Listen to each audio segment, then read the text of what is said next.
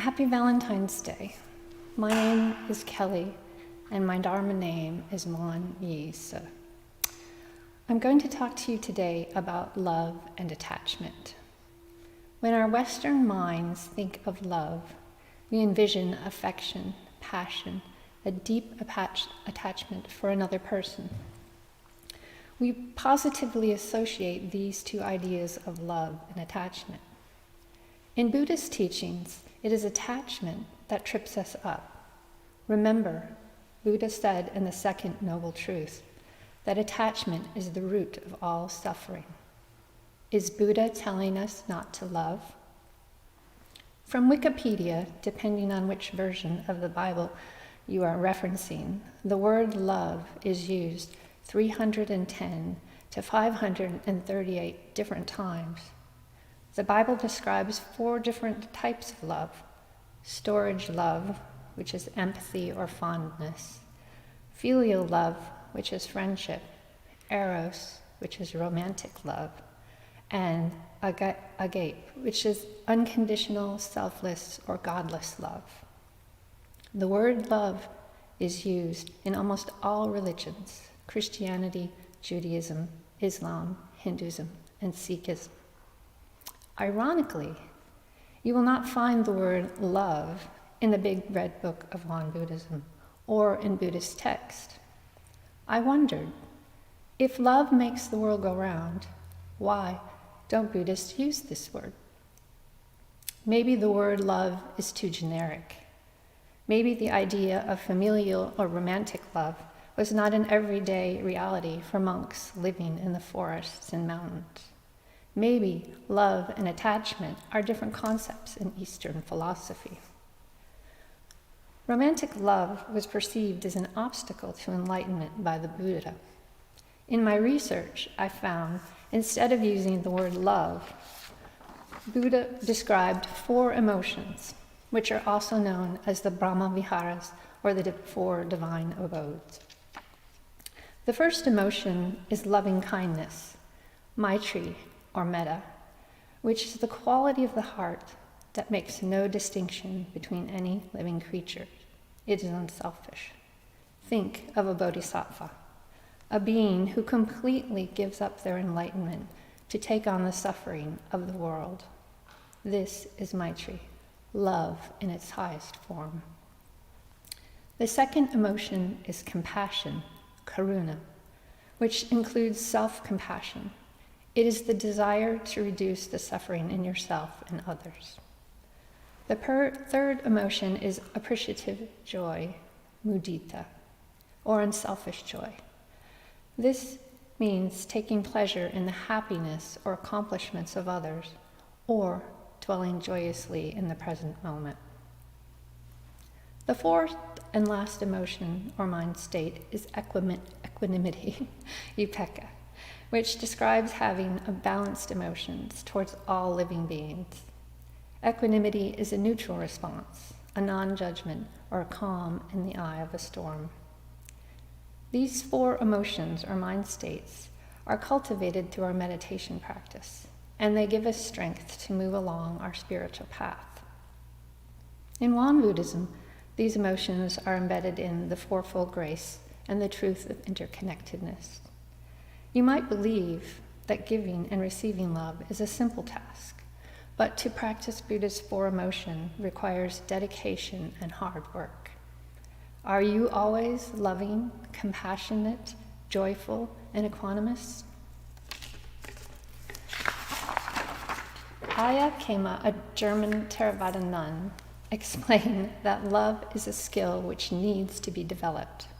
She states, if you are looking to be loved, then you are looking for a support group. But if you are looking to love, then you are on a spiritual path. Loving everyone unconditionally and selfishly is not easy. It is a skill that takes daily practice in action and rest. Most importantly, this skill of love starts within your heart for yourself.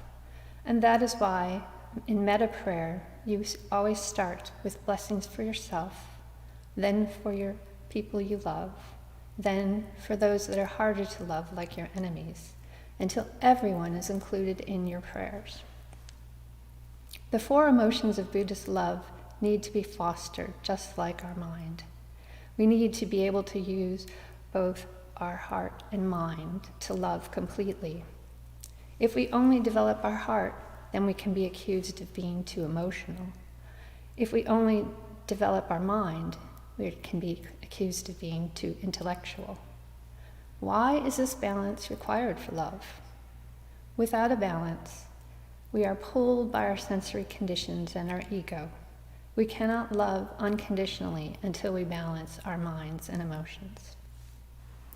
When problems arise and our heads and hearts are unbalanced, emotions erupt, unkind words are spoken, and tears flow. I have found this to be true as a parent.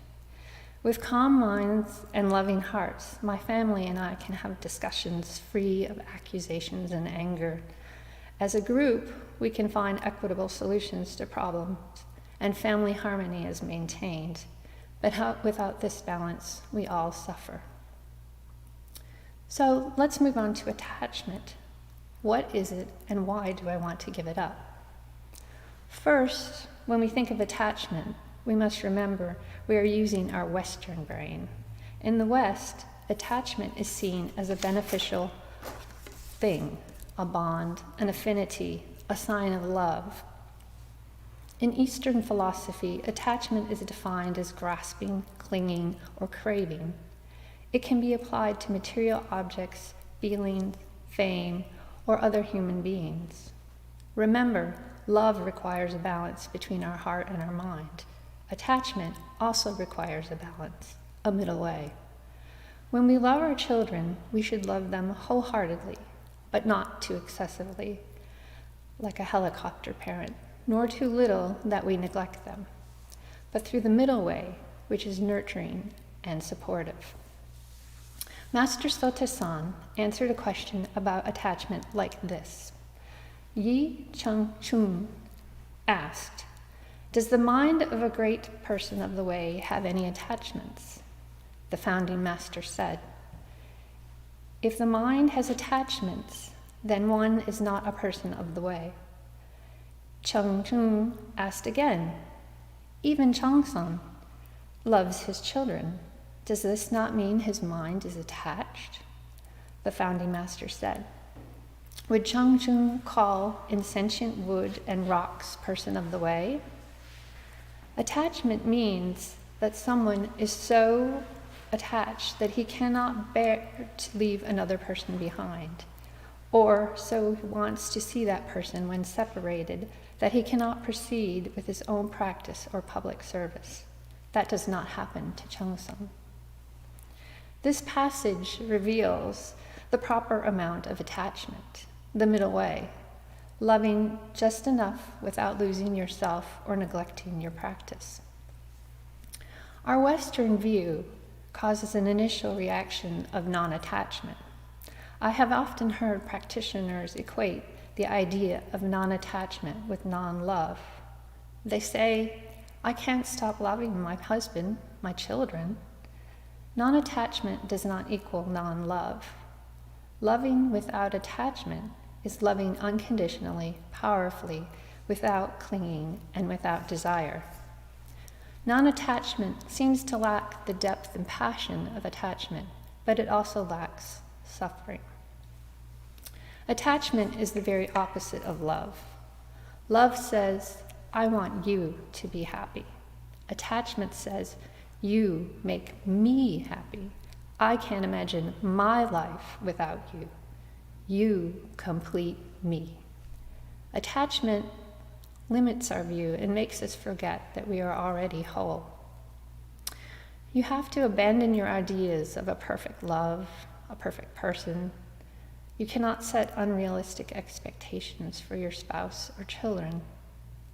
Loving someone without attachment means to love and accept them just as they are every moment of every day for this lifetime. Attachment can be ego-boosting and self-centered. How great it feels to be loved. You want more of this feeling. Fear and jealousy enters. What if this person stops loving me? What if they leave me? What if they see the real me? Then comes suffering.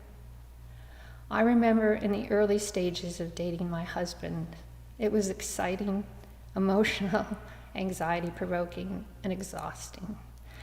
We've been together 30 years now. Our initial phase of attachment has dissolved and grown into a deeper, unconditional, and supportive love. This feels much better than attachment. I have experienced non-attachment with the students I have taught. Why is it easier to love some people than others? I think this happens for many reasons. With my students, I have no expectations for their behavior. They aren't my children, and so they are no reflection of my parenting abilities. I have no clinging because I'm not hurt if they don't return my love.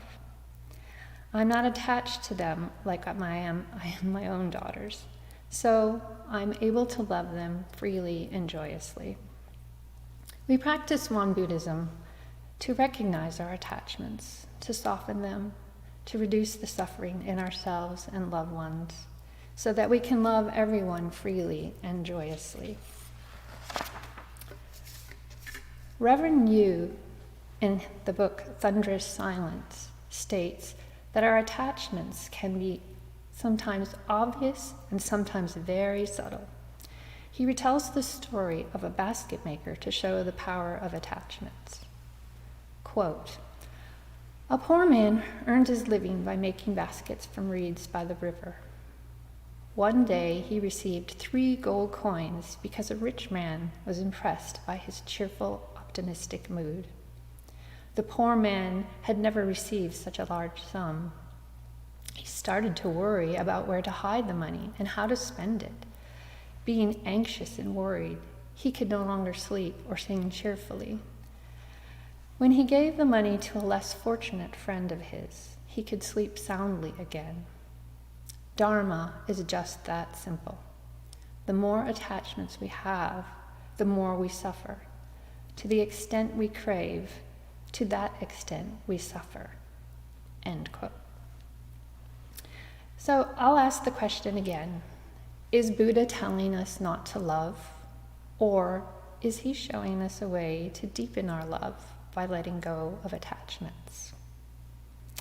This leads me to my last point, putting the practice of attachment-free love into our daily spiritual growth and developing our love skill. Please put your hands on your heart. Remember, love starts with you, your heart and your mind working together. Please repeat after me. Love starts here. Don't go looking for it anywhere else. Here are my suggestions to start your love practice. Practice metta prayer daily with a sincere heart. Give others unconditional love, including yourself. Set no expectations. Give love and expect nothing in return. See the interconnectedness of all living beings and our connection with heaven and earth. We are one, we are whole. Express gratitude daily. Treat everyone as a Buddha, deserving of compassion and love. I realize these ideas seem simple, but truly practicing them is challenging. Remember, you've got this. Just start by letting go of attachments. Kamsahamnida.